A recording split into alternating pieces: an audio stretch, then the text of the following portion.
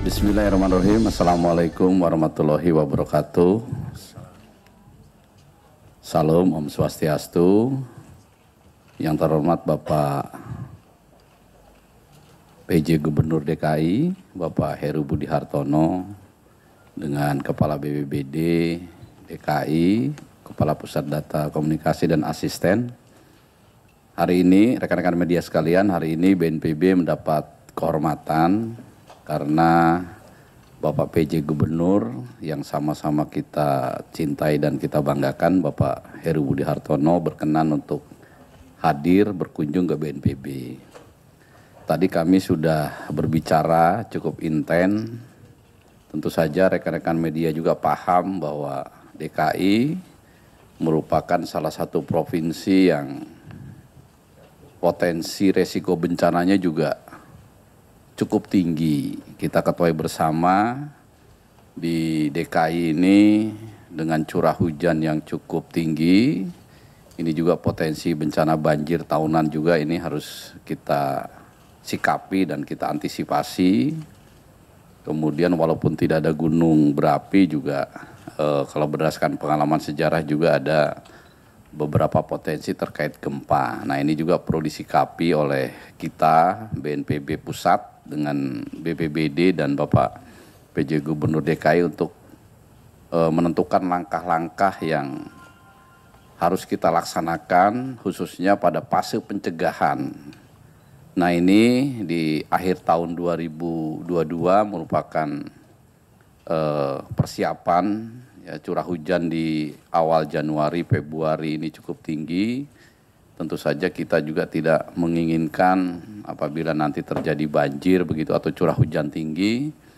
Khususnya pemerintah Provinsi DKI ini sudah bisa menanganinya dengan cepat bekerja sama dengan BNPB. Mungkin itu sebagai pengantar, jadi kunjungan Bapak PJ Gubernur ke BNPB adalah dalam kaitan kerjasama khususnya dalam penanganan atau penanggulangan bencana. Itu terima kasih. Mungkin setelah ini Bapak PJ akan menyampaikan beberapa hal. Yang rekan-rekan media yang kami hormati, yang terhormat Kepala BNPB, Letnan Jenderal Suwartono, terima kasih beserta staf. Tadi kami sudah diskusi, jadi ada beberapa hal yang kami akan sikapi. Yang pertama adalah menjelang Januari dan Februari, kami nanti bersama BNPB melakukan TMC ya? TMC, dan berikutnya memetakan kembali kerawanan bencana. Tadi Kepala BNPB menyampaikan adanya pencegahan, maka beliau menyarankan belajar dari kota-kota lain di mana banyak bencana dan menimbulkan kerugian yang cukup besar. Maka tadi beliau menyarankan untuk misalnya perencanaan sekolah, rumah sakit, dan infrastruktur atau bangunan milik pemerintah daerah itu harus konsepnya misalnya di atas 7 skala Richter ya, didesain seperti itu ya, sehingga pencegahannya dapat direncanakan. Berikutnya adalah terkait dengan tadi bencana, salah satunya banjir. Nanti kami akan bersama Kepala BNPB, mungkin ada 2-3 titik lokasi yang kami langsung tinjau di bulan Januari. Nah, yang berikutnya adalah bekerja sama dengan BNPB, bekerja sama dengan BMKG untuk bisa memetakan titik-titik berikutnya. Kira-kira kami diskusi seperti itu. Terima kasih. Ada pertanyaan mungkin 1-2, silakan. Pak, kemarin peneliti dari BRIN mengatakan bahwa ada potensi badai dahsyat atau hujan parah gitu di Jabodetabek, khususnya di Tangerang dan Banten. Tapi Jakarta kan juga termasuk. Nah, ini besok antisipasi apa yang perlu dilakukan masyarakat? Kemudian dari Pemprov DKI, apakah ada himbauan bahwa besok pegawai PNS atau pegawai swasta bisa WFH? Apakah ada himbauan seperti itu? Terima kasih, mungkin dari saya dulu ya. Jadi mengantisipasi cuaca ekstrim, khususnya hujan yang cukup deras begitu. Untuk Jawa Barat, di daerah aliran sungai Sukanegara ada 3 kabupaten, Subang, Indramayu, Sumedang.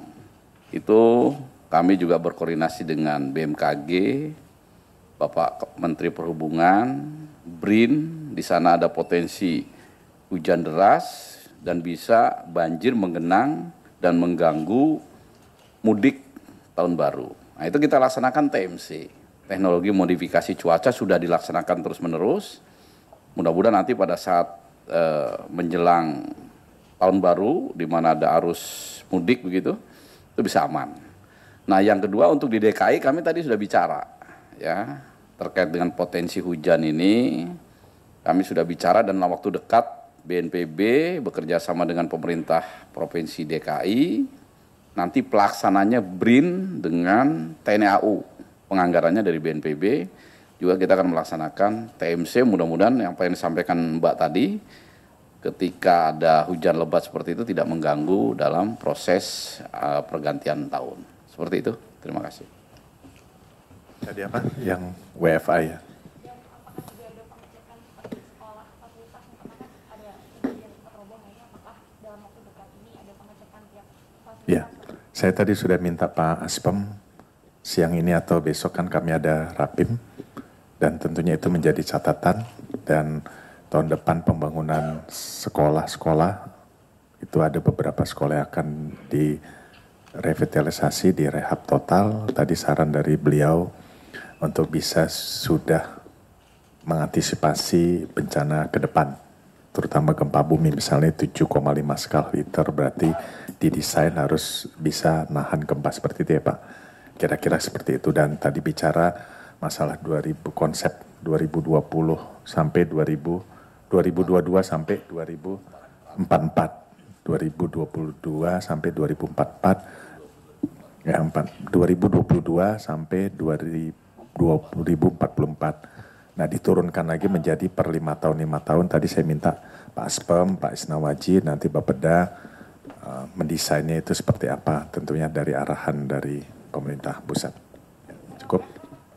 Ya, kalau WFA kan kita kemarin Pak Isnawaji sudah bagus tuh menyampaikan berita kondisi cuaca dari tanggal 23 sampai 27, nanti mungkin tanggal 30 sampai tanggal 2, itu parsial nanti kita himbau kalau tadi ada bencana puting beliung bisa melalui PPID menjelaskan, mengkondisikan masing-masing pihak karyawan swasta untuk bisa work from home, menghindari kemacetan, bencana, dan pemborosan lah kira-kira seperti itu. Ya, cukup, masih.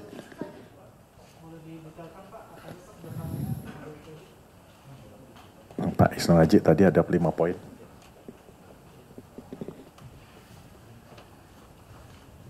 Mohon izin Pak Gub, Kepala BNPB, seizin Pak Gubernur, Pak. Jadi yang pertama adalah berkaitan dengan pembahasan teknologi modifikasi cuaca. Jadi kami Pemprov DKI Jakarta bekerjasama dengan BNPB, BRIN, TNI AU, kita akan membahas kemungkinan modifikasi cuaca apabila terjadi cuaca ekstrim di Jakarta. Itu yang pertama. Yang kedua adalah berkaitan dengan belajar dari kejadian gempa di Cianjur. Tentunya tadi sampaikan oleh Bapak Gubernur bahwa bangunan-bangunan harus kembali kita pantau, kembali kita cek keberadaan gedung-gedung bertingkat maupun gedung-gedung yang lainnya yang mungkin harus kita pantau kekuatan gedungnya. Salah satu tadi Pak Gubernur sampaikan berkaitan dengan pembangunan sekolah-sekolah baru misalnya di Jakarta yang juga harus dimasukkan unsur ketahanan gempa. Tentunya ini bekerja sama dengan PTSP dan lain-lain. Yang ketiga berkaitan dengan sinergi penanganan kebencanaan di Jakarta antara BNPB dengan BPBD. Yang keempat adalah berkaitan dengan program-program kerjasama selanjutnya yang nantinya bisa kita kerjasamakan untuk bisa dilaksanakan di Pemprov DKI Jakarta. Intinya kita ke depan ingin Jakarta punya ketangguhan dalam menghadapi bencana. Kira-kira demikian. Izin Pak. Saya cukup. Ada lagi? Ya, mengenai tanggul kemarin saya sudah sampaikan ada 22,5 kilometer. Yang 11 adalah kewenangannya mungkin Pemda. Pemda itu baru 0,5 kilometer plus tahun 2022 ini kan nambah 1,59 kilometer. Berikutnya PUPR sudah berjalan. Nah itu PUPR sampai 2024. DKI sampai dengan 2027. Memang tidak semua, belum lokasi-lokasi itu dibangun tanggul, sedang berjalan sampai 2027. Sehingga tentunya tadi seperti kebocoran, bukan kebocoran, tapi memang ada posisi-posisi yang rawan memang belum ditanggul, kira-kira seperti itu. Ya, satu lagi. Pak, saya Pak. Ya, silakan. Pak, Pak Heri izin bertanya, ini dari peneliti klimatologi dari BRIN juga sudah mengungkapkan ada potensi bencana banjir yang besar terjadi pada tanggal 28 Desember, Pak. Antisipasinya dari Pemprov bagaimana? Terus terkait dengan transisi dari pandemi ke endemi, apakah kedepannya dari Pemprov juga akan membebaskan lagi Pak protokol kesehatan atau bagaimana? Ya, dua.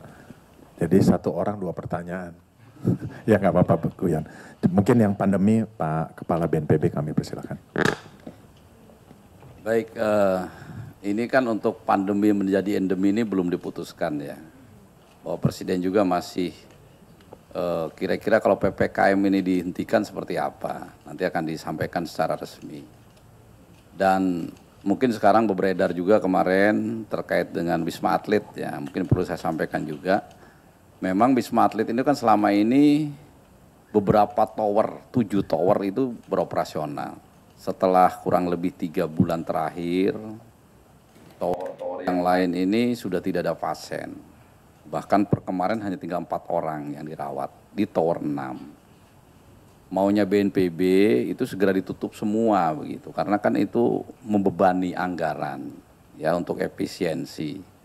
Tetapi kita juga ingin tahu gimana perkembangan ke depan. Kalau kita lihat kan rekan-rekan media juga tahu, mungkin negara-negara lain juga ada yang melonjak ya.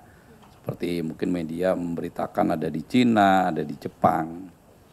Nah kita juga sebagai kontingensi untuk pengoperasionalan Wisma Atlet selama ini kan ditangani oleh Kodam Jaya. Gitu. Nah itu yang sementara dihentikan gitu untuk efisiensi. Tetapi satu tower, ada tower 6 yang masih ada pasiennya 4 itu, ini tetap kita hidupkan di bawah Kapuskes TNI nanti yang mengoperasionalkannya. Kita lihat.